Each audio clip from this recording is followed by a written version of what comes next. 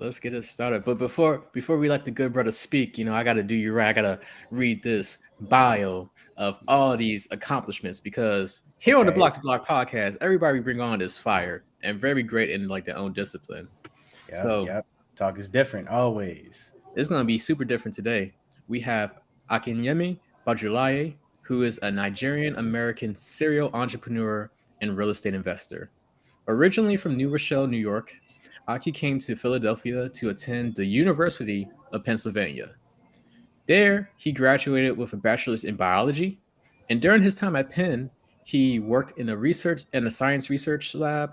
He received all Ivy distinction as an 800-meter runner on the track and field team, and was the laboratory manager at Pennovation Station.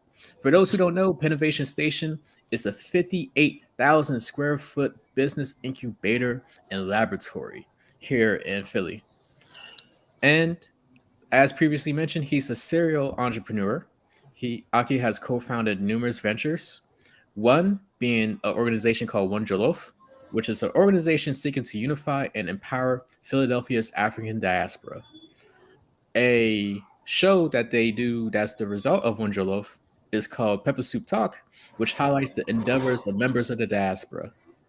And he's also a successful real estate investor. Over the years, he has been a realtor, a sales agent, and he personally, I know, has like some buy and hold properties.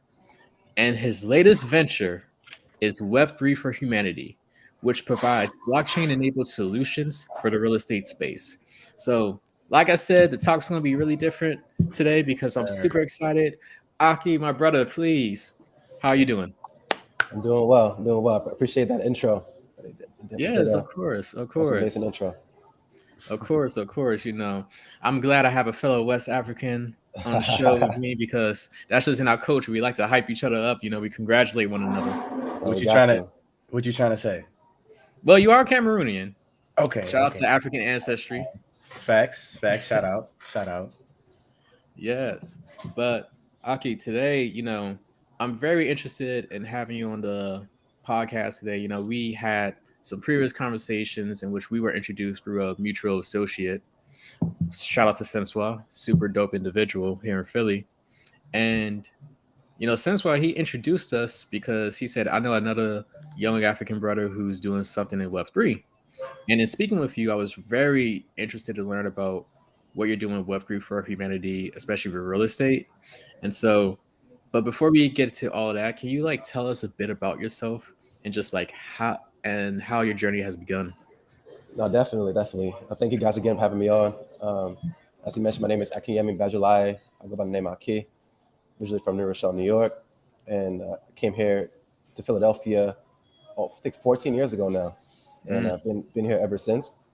I'm a media and real estate entrepreneur.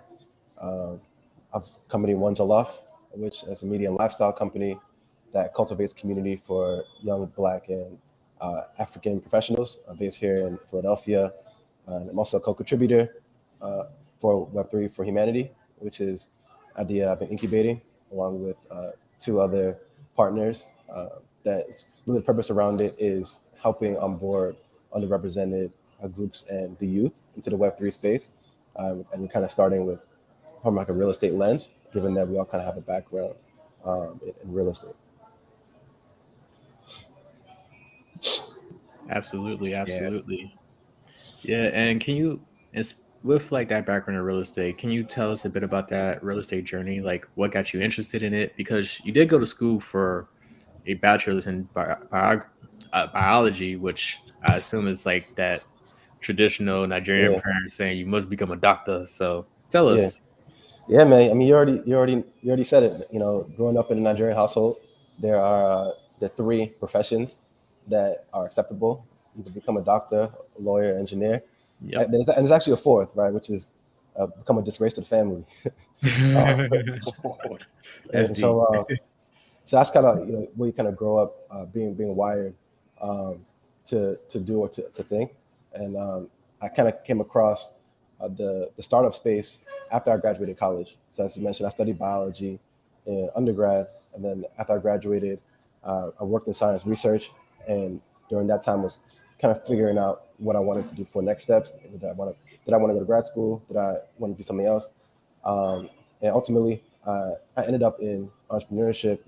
I started a venture at that time. This was in 2014. It was actually a mobile platform for college students called Share Anonymous. It was basically a mental health support platform that students, peer support platform that students would use to sort of support each other on campus. And at the time, and still a serious issue. I mean, we're in 2022 now. At the time, this was 2015, 2014, 2015. There had been, I think, like 13 suicides just on Penn's campus, and two of those suicides were actually people who were on the track team. You know, I ran track when I was at Penn, so that was a serious issue. But how that idea came about was through a class that I took when I was working in science research, because basically my job would give us tuition credits, and so you could basically take classes and things of that nature on the side. And so I took this health innovation and technology course, and at the time I didn't know that this was the case, but I learned that it was really an incubator, and they asked you to work on an idea. They encouraged you to work on an app specifically, and then that introduced me into the world of startups and incubation, and to be honest, really kind of shifted my whole course, because I caught the startup bug, and then I actually at the end of that year, which was the end of that school year, I guess you'd say, like I remember the summer of 2015, I actually left my job. I was working at a hospital to go work on Share Anonymous full time, and then that was a whole journey. I worked on it for about 4 years, and we launched, but at some point along the lines, decided to go back to full-time work, and then ultimately actually stopped working on Share Anonymous. But all of that came before, the real estate journey, OneJollof, and kind of the things that I'm doing now.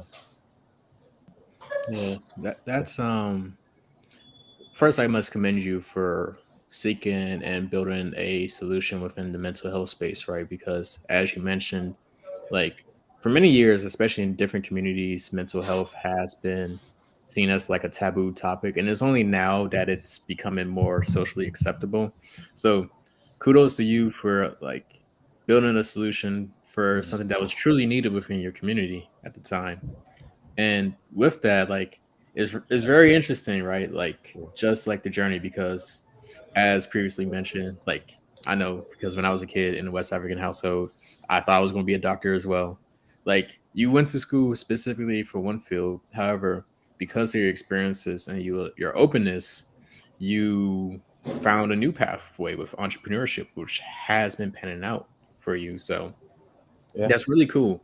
Like, so you started off with like mobile app app development, and then the real estate became like post graduation, right? Yeah. So the real estate that came into play in 2017. But I say Okay. the seed was planted in 2016. I just moved to Brewerytown in North Philadelphia, Okay. and where I moved to, I noticed that there was a lot of development starting to happen, or I could tell like there was just a lot of changes happening, and I didn't really have any reference point for urban development Hmm. and the like. But I learned that this was this is early innings of gentrification in that part of North Philadelphia, Right. and I remember wanting to just be a part of what was going on, and also it started to pique an interest in me when it came to economic and urban development. And so I didn't take any action at that time, but it definitely planted a seed then. And then about a year later, I remember I was in a conversation with a friend of mine. Her name is Bree Moore, and shout out to Bree.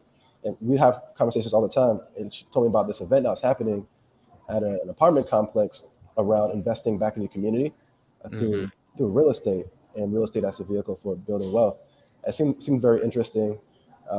And then that during that time was the whole you hearing about like buy back the block and all Yep. these kind of phrases in pop culture. And so I went to the event, and that's what it was. Like they're talking about getting involved in real estate. They mentioned investing, wholesaling, transactions as an agent. And so from that event was kind of what became the impetus for me to start taking steps to go into the real estate space. I reached out to a couple of people to get advice, and ultimately decided to get my license. And I joined a real estate league during that time called Better Than Success. And then Shout out to Nicole. shout out to Nikki. It's been super helpful in my journey. And then did different programs, Jumpstart Germantown, and also Shout out developed to a really Ken. great. Shout out to Ken. Developed a really great network during that time. So yeah, it's been this journey started around like 2017. Yeah, if y'all didn't realize, Mamadou is also big into real estate. So Yeah. I know he's loving this one right now. I mean, I'm not as successful as our esteemed guests here, and Derek, you too. You know, you want to put me out there, I'm gonna put you out there too. A little bit, little something, little something. We all on our way. Oh yeah, for sure.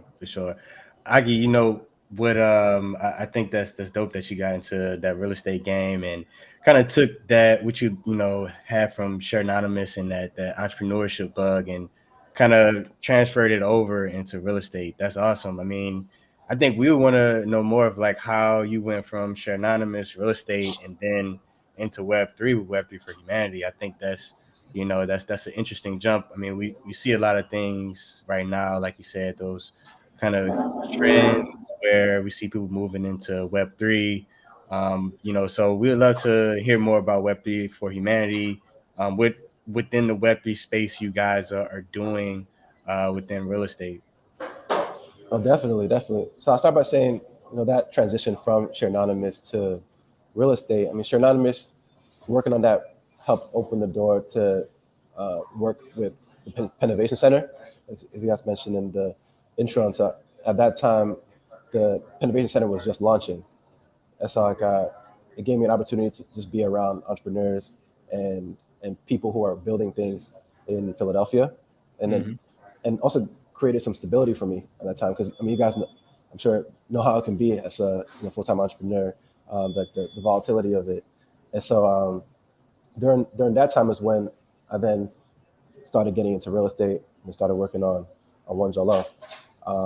As far as Web3 for Humanity, that kind of all happened in this past spring.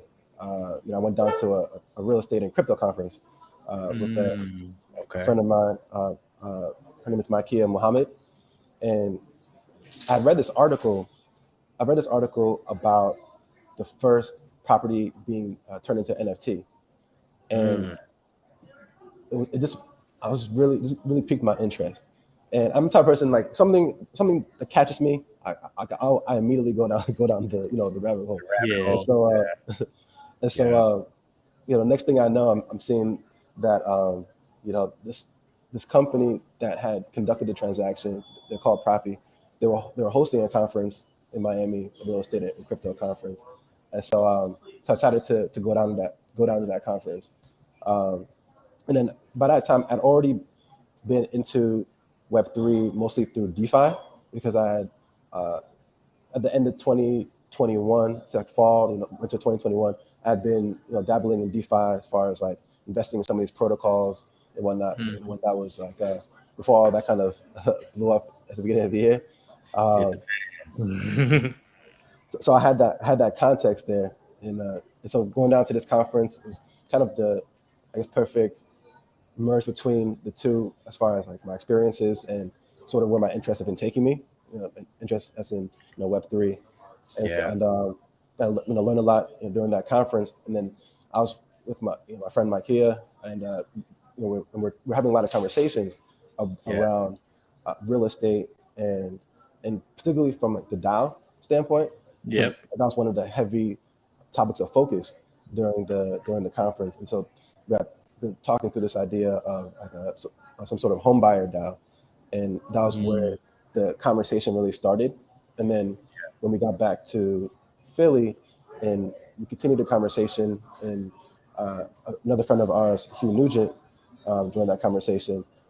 We noticed that we were getting more broad in the way we were discussing this idea. It wasn't called Web3 for Humanity at the time, but at the time we were just calling it Home Buyer DAO. And because Web3, I mean, it's something that is disrupting every industry, right? And it's kind of like an evolution of just technology overall. And so Absolutely. so we're getting broader in our conversation, and then we decided to start up a YouTube channel to start making the conversations we're having public, and we're speaking to Mm, this idea of like building in public. And then yeah, so the actual name Web3 for Humanity came through, one of the conversations we were happening, and this idea of Web3 as a vehicle for uh, being able to help create a more equitable society. Um, Yep. and, yeah. and so what I really love about kind of like the approach we're taking is that, I see a lot of companies and brands who are, they build their technology first, or they create the technology first and then kind of find the problem for it. But Right. we're kind of going from the standpoint of, what is the need that we're looking to meet, right? And then from there, kind of bring the technology into the fold. Mm, Man, let's just stop right there because yeah. the brother Aki just dropped you a major gem, and I want you guys to catch it. You just said the problem is a lot of these companies will build the technology first and then try to find a solution for it. But you're doing the inverse. You're really trying to identify the problem and then use that technology to build a solution. Yeah. Like, that's major because a lot of times, like, as founders or prospective founders, aspiring founders, what have you, we maybe get super excited with like what's newest in the industry. And before we know, we're out there building. But if you don't have a solid grasp on the needs of the communities, the customers, or the niche that you're trying to service, it's not going to pan out well. So I just want to Yeah, highlight that. That was a major gem. no, for sure. Yeah, absolutely. And another thing too, for the people who may not be familiar with Web3, when he mentions a DAO, that's a decentralized autonomous organization. And Aki, I mean, just to kind of throw it back in your court, can you speak a little bit to how Web3 for Humanity is a DAO and like how you're bringing that concept into Web3 for Humanity? Sorry, yes. Gotta take your time, So brother. Take your time. so originally, when we're speaking through this idea of a home buyer DAO, the concept was basically doing what we've already kind of been doing as far as educating and creating awareness around home ownership to Hmm. Yeah. people in our community, because that's something that we already do. But Mm, then creating a way for prospective home buyers to be able to get more value during that process. And so okay. the idea originally was you would be able to sort of go through like a learn to earn kind of like programming, where you Hmm. Yeah. get rewarded with a token, and then that token you'd be able to apply to your down payment for a home. So that's where it Fire. originally started. That's where it originally Yeah. started, and then the we kind of got more broad in our thinking, and so you know from the DAO standpoint, that was what the case is. But Web3 for Humanity overall, the organization itself isn't a DAO, but there will be a DAO Within aspect it. to it. Yeah, Yeah. Yeah. That's super fire. And I'm just thinking back to the beginning of the real estate portion of this conversation when you mentioned how there was a lot of energy at the time and still now about this conversation of buying back the block, right? Like we yeah, realized that you can't necessarily fight gentrification, which is just simply the investments and improvement of an area, but you could be in a position of control where you and your community members can like own the property there. You benefit directly from it. So the wheels in my brain are just turning about like, man, like you can have DAOs that like fight for that specific purpose of buying back the block and renovation and like improving communities. So that's absolutely, super fire. absolutely. And those are all the kind of thoughts that were kind of starting to go through our head, and I feel like this creates more possibilities. This idea of being able to use the DAO, and I see it simply as another way of building out an organization, and Hmm. set of tools that you can use to just improve or better, in some cases, um, actions or steps that you may have already been taking, like an initiative you may have even already had. And I think for people who kind of get caught up sometimes with the terminologies, DAOs and NFTs and DeFi, that Yeah. it's important to make it relatable to know Yep. that this is really an add-on to like the life you've already been living, or the goals that Mm, you already have. preach.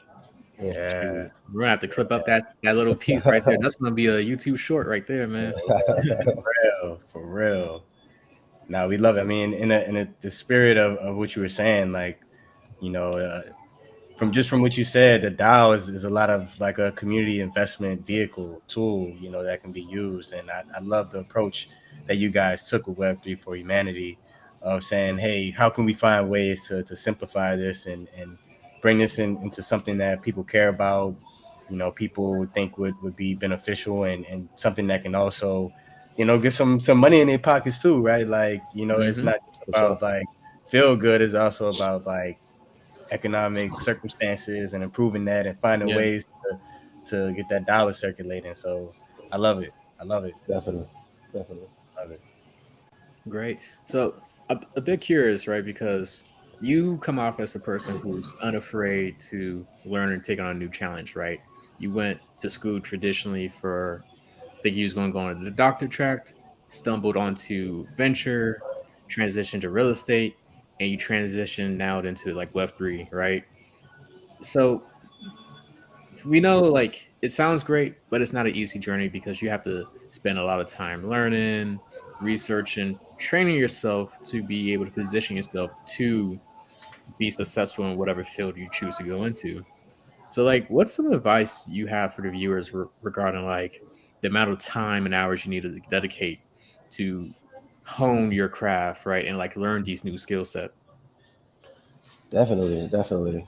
And I think that a lot of people feel like, especially when it comes to, let's say, building out a company, or an idea, that it can happen overnight, and when you don't see results soon enough, that something is wrong, or that you may be, that you may need to go in a different direction. And sometimes that might actually be the case, but I, I think, and this is also like speaking to my younger self, right? Because when I first got into entrepreneurship, I was definitely more uh, outcome focused, right? But the reality is Mm, that you you can only control the like the seeds that you're planting, right? You can't, and you can water those seeds, but it's gonna it's gonna sprout and grow when, on I would say on God's time, right? So right. um, and so I think it's very important to be process focused, and focus on what you're doing, day in and day out, and to also be able to enjoy that process. You're not going to enjoy Mm, everything. There are going to be certain things that you rather not be doing, and preach. but overall, you want to be able to enjoy what that day-to-day process is, because that's the journey, and ultimately, like, the journey is what you're doing.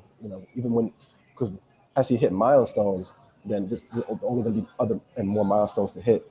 So I would say that's really the biggest thing, to like really be focused on your process, and to find ways to enjoy that process.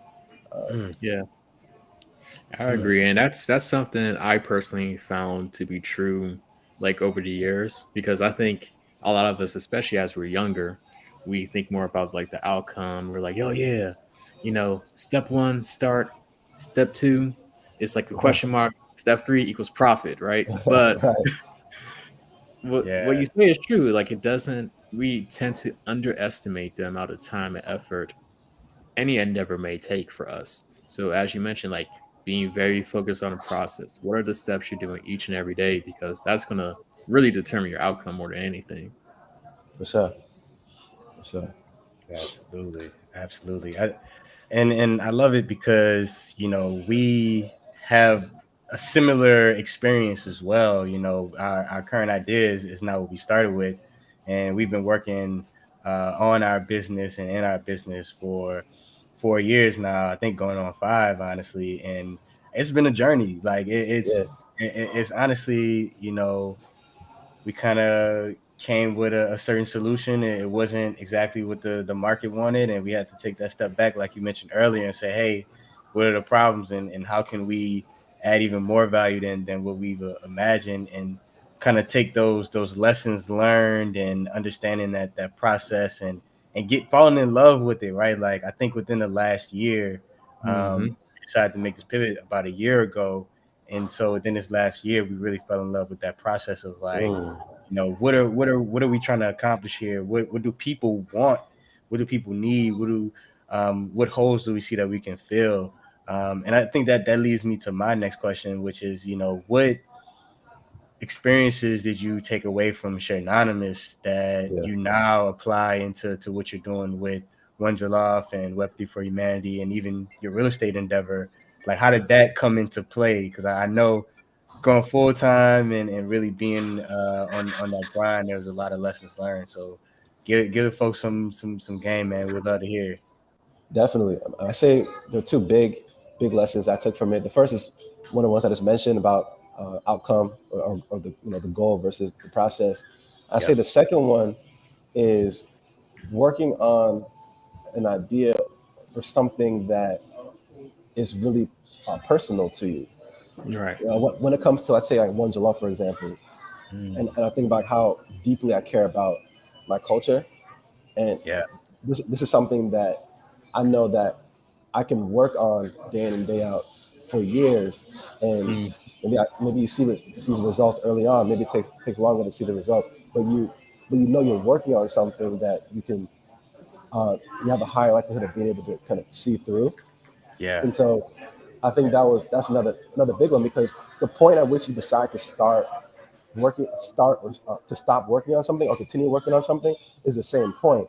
Like, for Mm, example, I could have continued working on Janana's, right, but had I worked on it for another 3, 4 years, 5 years, however long, and it didn't pan out the way I wanted, would I have regretted continuing to work on it for that long?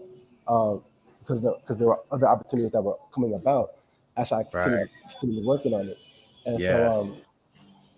so those are all the kinds of questions that would go through my mind. And I think the other approach is like you guys mentioned, you pivoted from what your idea was before to this space now. So I guess it's like, whether you stop working on an idea and work on a new idea, or you decide to pivot into a different direction, kind of like Yeah. knowing that doing what is really true and authentic to you and where you're at, because there's always going to be a perception from the outside of like, oh, you've been working on this for X amount of time now, you just don't, obviously you just want to quit, or and Yeah. Mm-hmm. then and you don't want to be Yeah. seen as like a quitter, but like, if that it might be the right decision to stop working on it, might stop working on it for you, Mm-hmm. so Absolutely. these are the kind of questions that you got to ask yourself. And so I said, those are the two big things: the outcome versus the Okay. process, because that goes into being able to enjoy what you're working on overall, and then also working on something that you deeply care about, or that's close to you or personal to you. Right. Which I found has been very helpful for me. Yeah.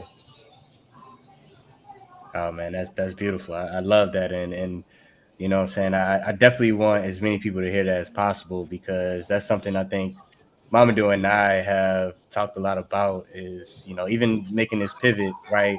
We're asking ourselves, like, are we selling out, or like people gonna look at us Yeah. weird Yeah. because we built this brand around this one thing, and like we're doing Yeah. this other thing now? Like, Yeah.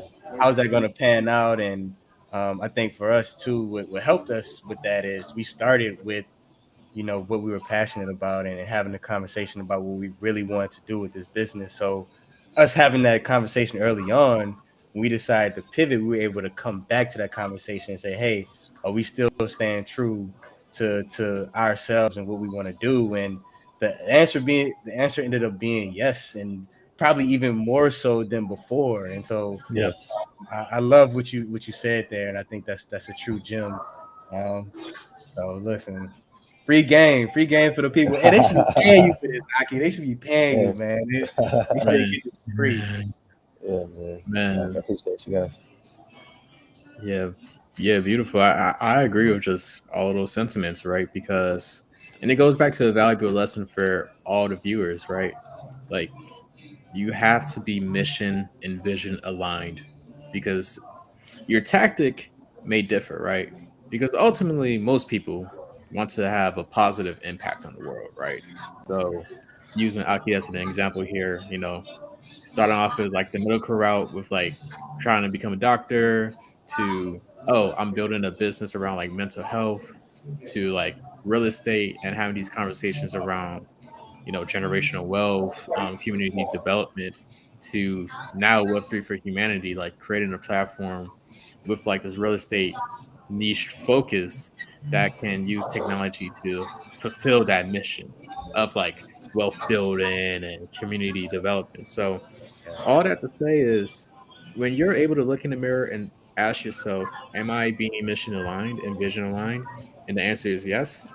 The tactic may differ, but Right. the vision and the overall strategy will remain. For sure. Yeah.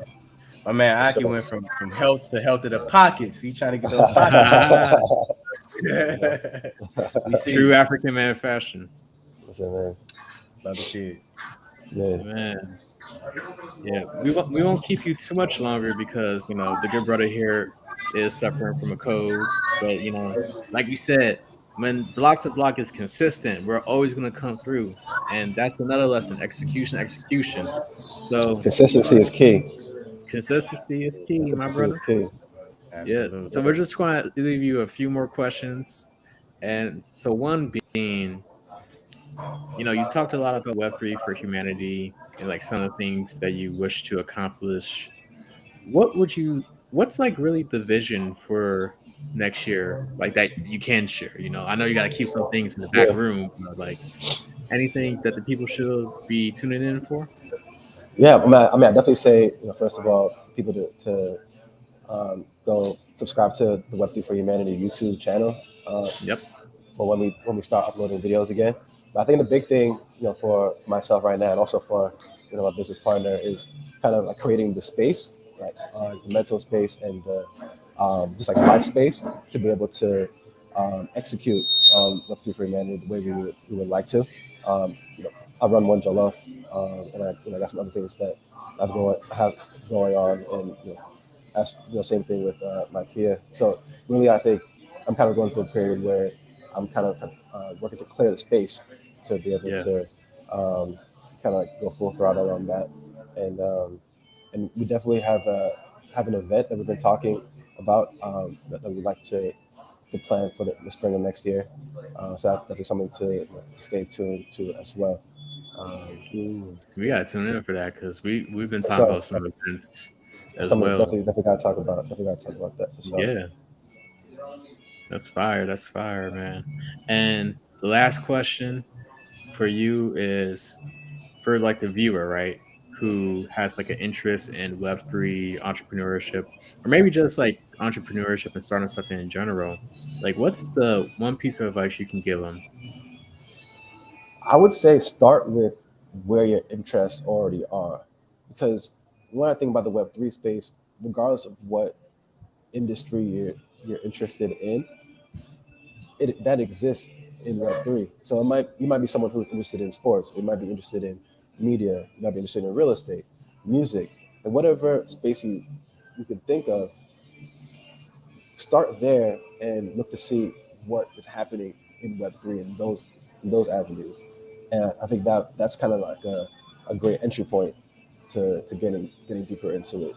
And then when you realize like, oh, that these are really tools that are creating new possibilities uh, for a lot of what already exists, then it, starts to click.